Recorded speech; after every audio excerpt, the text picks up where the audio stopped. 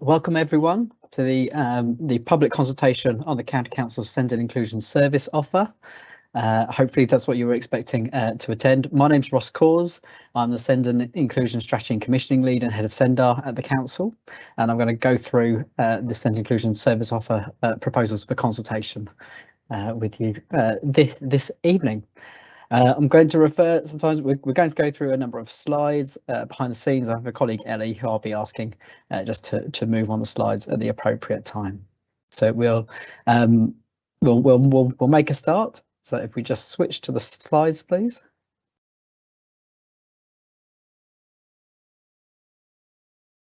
Okay, so as I said, there'll be a short presentation on the proposals of the service offer themselves. It'll probably take kind of 20 to 30 minutes to do so. If you have any questions, we're here to clarify any queries that you have. You should find at the top of the team screen a Q&A function. I'll ask my colleague to also put in the chat an announcement to show you where to put those questions.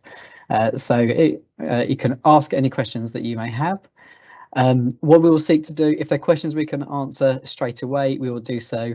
If they need a longer answer, we commit to publishing all responses to all questions on our question and answer page on the website.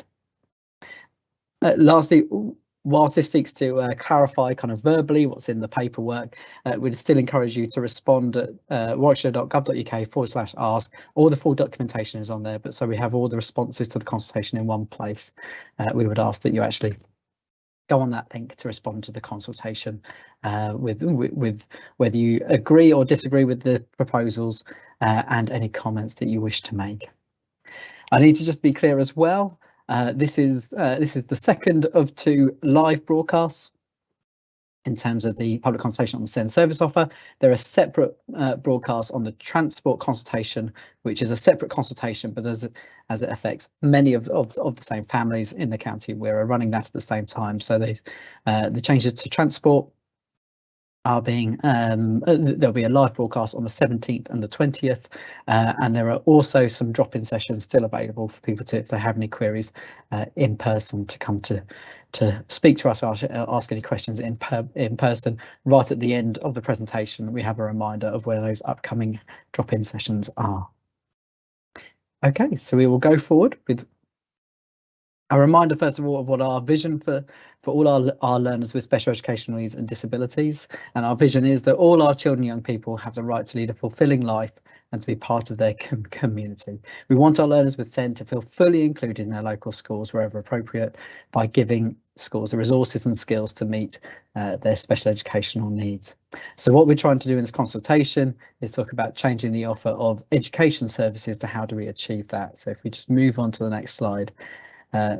We'll just share, as I just said, the consultation seeks to clarify what the council offer of services is for children and young people with SEND, but we're also and how we seek to achieve our vision through reordering our offer of services. We are focusing only on education services, so we are not focusing on NHS services or social care services. And what we are proposing is changes to our core offer of services. So I'm going to go through, there are 3 parts of our service offer. We're going to really focus on the core offer. So we're talking about the Send and Inclusion Service offer. These are teams, if you've been in contact with council teams, so this is the Sendar team, the Flexible Learning team, Specialist Teaching Service, the Education Psychology Service, the Educational Entitlement Team, the Integrated Disability Service. If we just go back one, please, Ellie, I'll just explain. So those are the teams that we're talking about, and there are some sub teams below those kind of headline teams, if you like. There are 3 parts of the offer, and we're going to break those down. So the first thing is the statutory offer. Now, we're not actually consulting on statutory offers because those are things that we must do. We will briefly touch on what those things are, which are the statutory functions of the council. We commit to continue to doing those in terms of the quality and the performance against that statutory offer. Those are things which we already have improvement plans in place to seek to address, but we're not consulting on the statutory things because they're things that we must do anyway.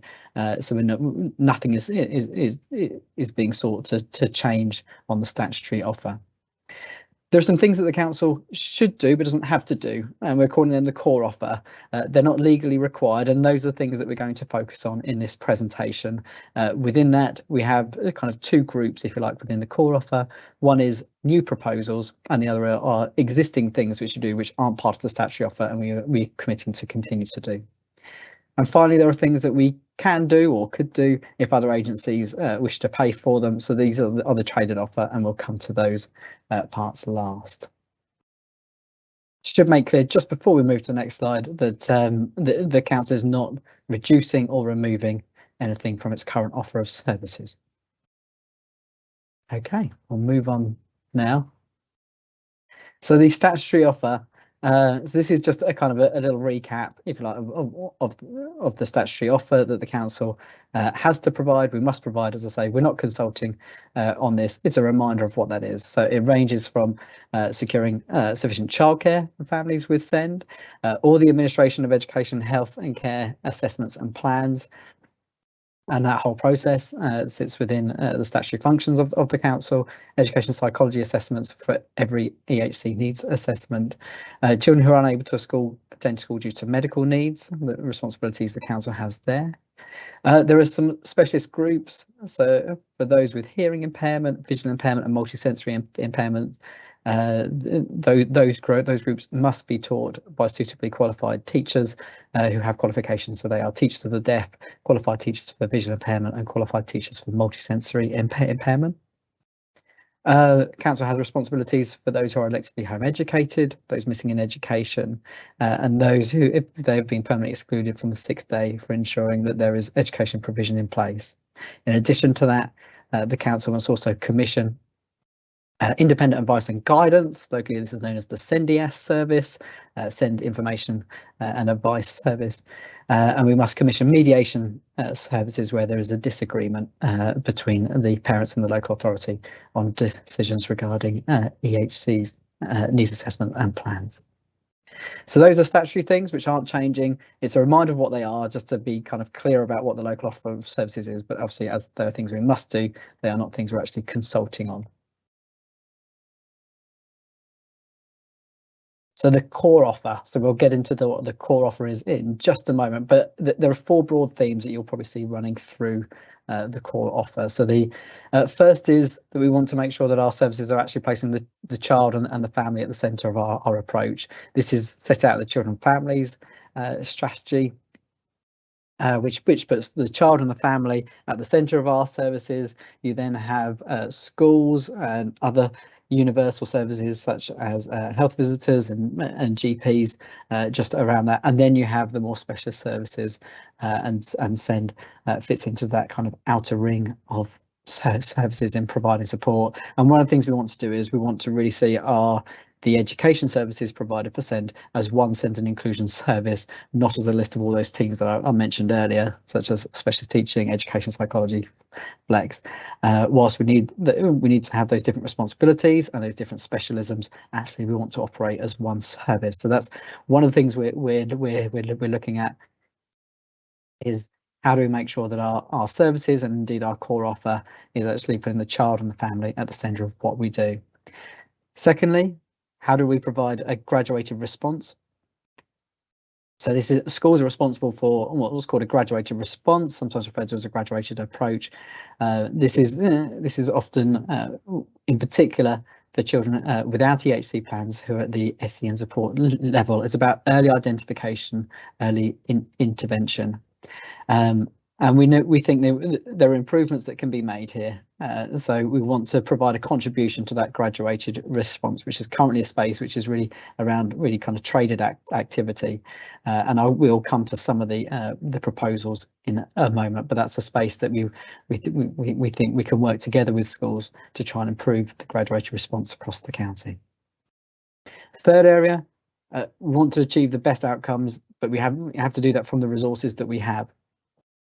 So we're looking at how do we use the resources that we currently have. Right at the end of this, I'll mention just where the funding comes from, but in a sense, some of what you will see, maybe in a sense quite small things, but the things that we think can have a significant impact. And lastly, we want to make sure that our services operate across 0 to 25 age range. So we know that a number of our services do still actually really focus on the school age range, and we need to make sure we've got that support at early years and up to the age of 25. So you'll see in some of our proposals, particularly extensions in that 19 to 25 age group. So let's get into the specific proposals themselves for the core offer. So we've got 2 slides on new proposals, and then we have a couple of slides on things that we currently do and will continue to do. So the new proposals, and I'll go through each of these in turn. So the first thing we want to do is to make sure we have education psychologist sessions which are paid for by the county council, so they're still at a cost, but make sure we have some sessions which are available to schools, also early years settings, probably in clusters, and to our colleges, to ensure we provide the right support at the right time. So this comes back to that graduated response that I mentioned just a moment ago. And sometimes we know that schools say, well, either we've used or we've used all the what we've bought in from the education psychology service, which is currently a traded service and will continue to be, but they've bought in everything they can use all their slots, or they say there's no additional capacity available from the education psychology service. So we think we've identified not a huge amount, but just an amount that can also almost be put aside or put in reserve for those instances where actually things have come up which aren't planned, but provide that education psychology support, that assessment that will allow for early identification and early intervention. And actually, if the council pays for that, we can speak to schools about how that's used. And what we're trying to do is take away the kind of what's seen as a trading barrier, that where there's a hesitation of getting an education psychologist involved, either because there isn't enough funding to do so, or all the sessions have been used. That actually we'll have a bit of flexibility in the capacity of our education psychologists, as I say, really focused part of that early identification, early intervention as part of the graduated response. The second thing we want to do is we want to have an annual planning conversation with every school and college, have this in the autumn term. This will be led by an education psychologist to plan the priorities for the year. So we know that sometimes the local authority get brought in a reactive way, where there's the issues have occurred, or the family may have fallen into crisis, and we know that we think we could do better at being proactive. And one of the ways we think we can do this is to sit down with every school at the beginning of the year and plan what we do. We do this with some schools anyway at the moment, but they buy in that support to do so. So in a way, it could be quite a small thing. Essentially, this is a meeting with the 250 schools that we have across the county, but we also think that could have a significant impact in setting the priorities, planning together, making sure every school is using best practice and working together with them. And we'll review that in the summer term as well, so there'll be a shorter meeting every summer term. The third aspect we're looking at is an audit of every school. Now, we have to work within the resources that we have, so we think we can only offer this every 3 years, but we think there are audits that the council has offered as a trade service, and we don't have great take up of them.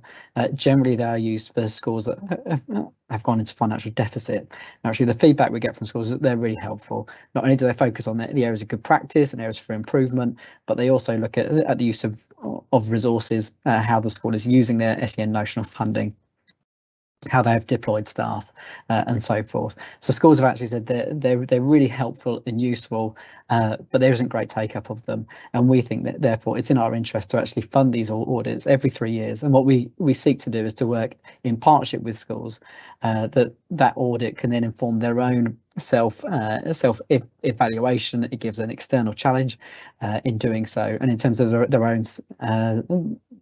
own improvement plans for their school, which they'll be looking at each year. Actually, that's a vital bit of evidence for them to go forward. 4 more proposals on the next slide.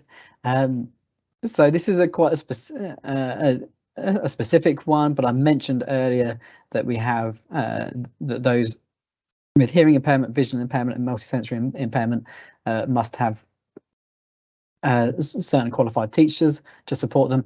At the moment, that's provided free to schools up to the age of 19, but up to the age of between 19 and 25, that's actually traded at the moment. So we think that's an inequity that we need to address. So we are looking to address that by saying that needs to be available up to the age of 25.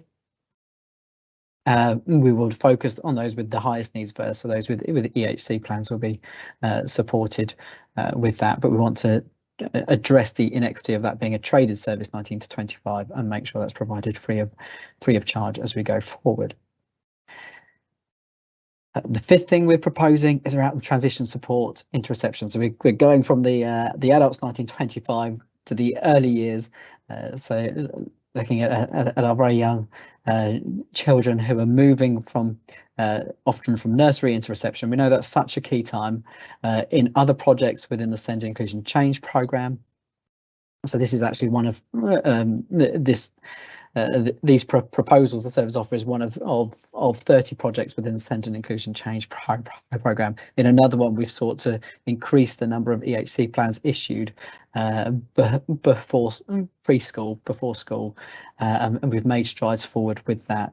And we know we need to put that transition support as well. And so the more we can do to plan for our children with special educational needs moving from nursery into reception, or indeed if they haven't been attending nursery just from home into reception year, we know the better that will be. We've had transition support in different guises before, so this isn't wholly new in that regard, but this is a commitment to make sure we have that support in place. Last year we worked particularly with some of our special schools in partnership with our mainstream schools in arranging some of that support and training, and it seemed to work well, and make sure that support continued into the autumn term as well. So this is a commitment in terms of our core offer to continue with that transition support. Sixth, small thing, but again, we're looking at small things which might have a big impact. We know that there's very little training for teachers when they do their PGCEs, early career teachers as they are now called. Some people may remember it used to be referred to as NQTs, newly qualified teachers, but for new teachers. So we intend to put on training sessions every year for those new teachers within the county regarding SEND and inclusion. And lastly, going back to kind of early years, again in particular, provide some more training around, and support around developmental language disorder. So we know those communication needs have been growing, and particularly again moving into reception at school.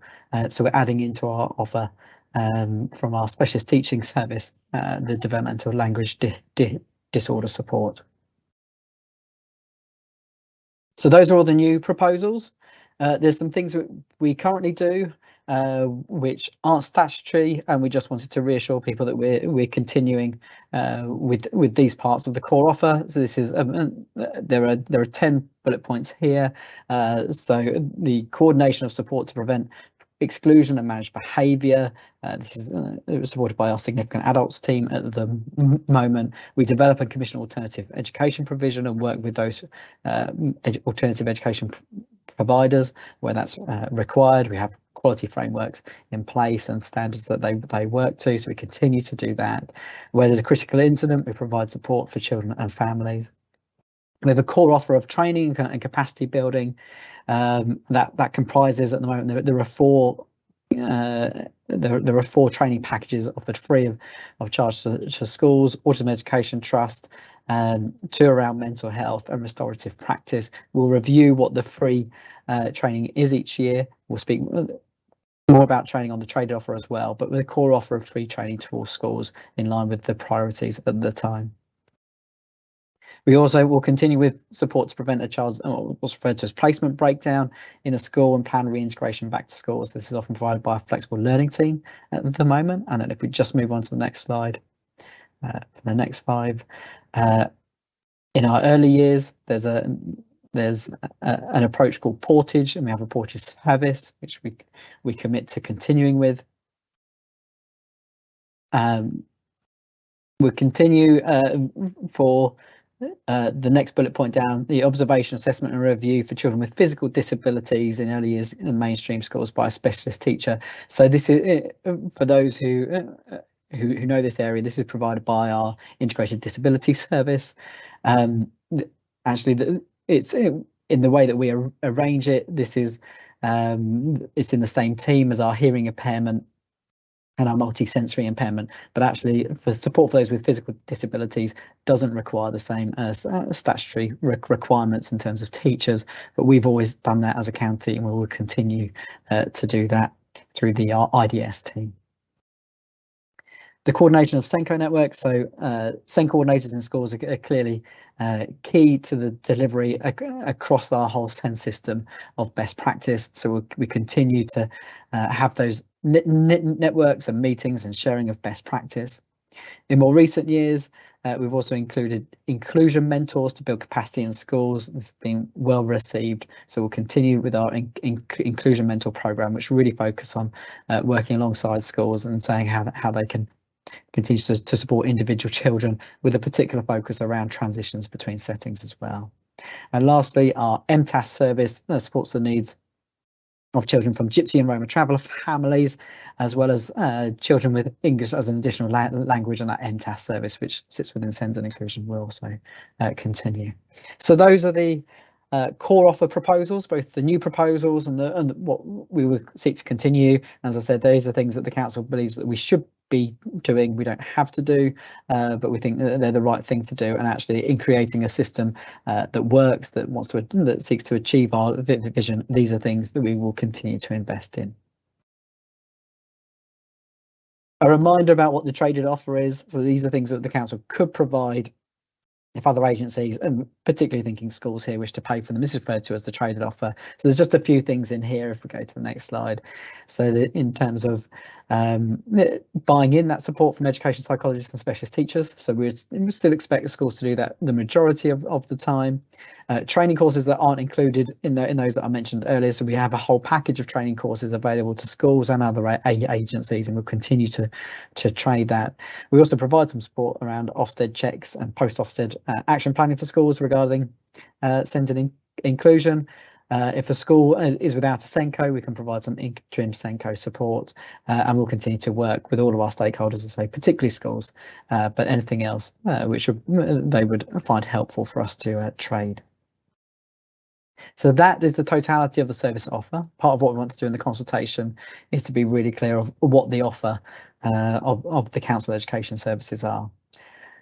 How is that funded? So I mentioned earlier things such as saying we'd only be able to send audit every 3 years because we have costed this, and I think you probably get a sense from what we've said. A number of those are small things or things that we'll continue to do, but things that we think will make a difference.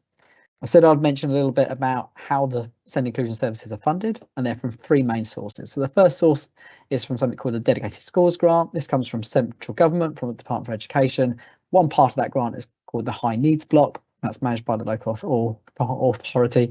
Mostly that money from the High Needs Block supports children with EHC plans, but some of that funding is used to provide services to those with SENS and inclusion.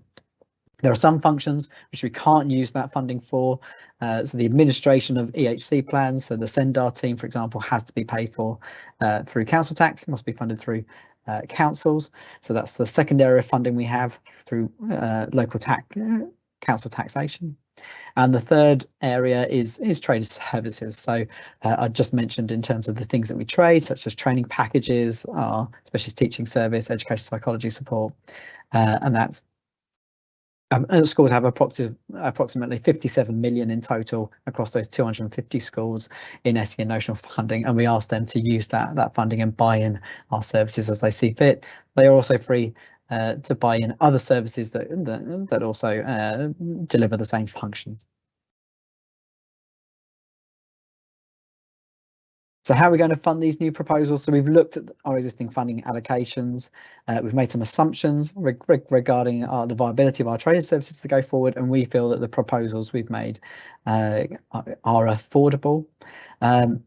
In some cases, we've had some vacancies which we've been carrying, either as we've looked to restructure or we haven't been able to recruit. We now have more confidence regarding recruitment, and we feel that by filling those vacancies, we can deliver some of those extra things that all of the extra things that I spoke about earlier in terms of the new proposals. We'll also continue to restructure our services, so there's more information about this in the consultation document itself. What we're looking to do, as you would probably expect, a regarding restructuring our own services.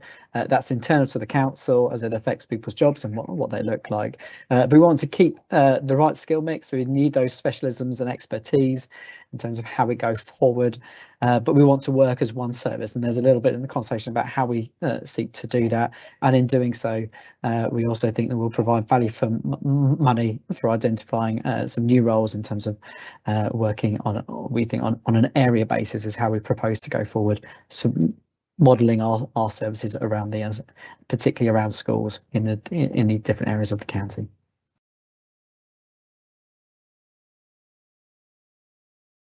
So we've set out what's in the consultation. As I say, particularly we are focusing on the core offer and asking you if you agree with what we're proposing or disagree. There's also space for comments. So please go to the website. You can find us a couple of ways at ask.warwickshire.gov.uk, or if you put the ask at the end as well, you'll also get through.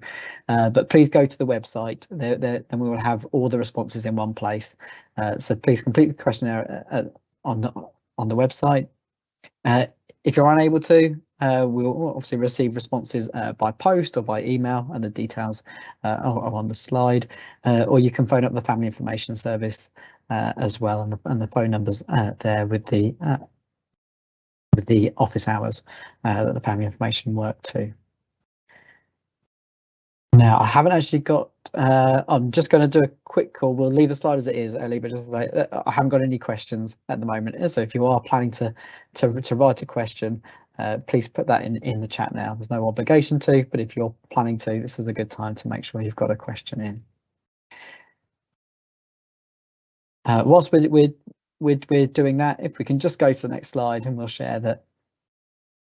I mentioned at the beginning, there's some drop-in sessions should you want to come and meet us in person. So we've been through, I think we've done 3 so far, 4 so far actually. So we've been to different areas of the county. All the details are on our local offer website, but these are still to come on Monday. We're in Nuneaton, and then we're actually in Coleshill in the afternoon. It'll be at North Leamington School next Wednesday, next Thursday. We're in Welcome Hill School in Stratford, and then the following week we're at Stratford Sports Club. So we've tried to have a mix of times and a mix of school and community venues as well. So if you'd like to, please join us dropping in on those consultation venues, and the online broadcast for the home to school transport, as I mentioned earlier, on the 17th of January and the 20th of January. So they will focus on the home to school transport issues. Okay. And just a reminder that there's further information on our website. The consultation itself closes on the 26th of February 2003. What happens after that is we will then analyse all the responses. We will be taking a decision about what our core offer of services is, our overall service offer to our cabinet to be approved by the councillors of the local authority. So that's where we go from there. So please do make sure, if you're planning to respond to the consultation, do so by the 26th of February.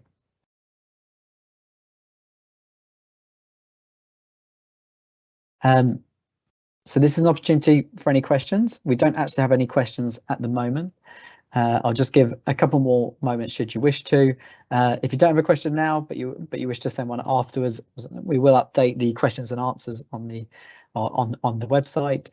Feel free to email us at sendchange@warwickshire.gov.uk. In order to, we will respond to every question that's sent in to us. Equally, if you just want to make a comment to register that as part of the consultation, please do that through the consultation questions itself. Okay.